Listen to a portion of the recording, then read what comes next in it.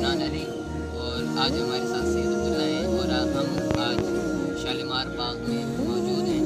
کہ جو کہ ایک قدیم باغ ہے، اور سید عبداللہ جو کہ جن کا تعلق خوشاب سے ہے، اور یہ ہادی ایجوکیشن سسٹم بلکسر میں اپنی تعلیم کو جاری رکھے ہوئے ICS کر رہے ہیں، اور آج ان کی کلاس کا ٹور لاہور آیا ہوا ہے، اور یہ ابھی بھی ہمارے ساتھ شالیمار باغ میں موجود ہیں، تو ہم ان سے تھوڑا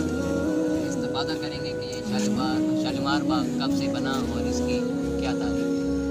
بہت شکریہ۔ آج ہم شالیمار گارڈن میں پہنچ آئے ہیں، تو شاہ جہاں نے اپنے دور خلافت کے 1941 عیسوی کے اندر اس کو تعمیر کروایا تھا، اور اس کی تعمیر تقریباً 18 ماہ تک چلی، اور 1600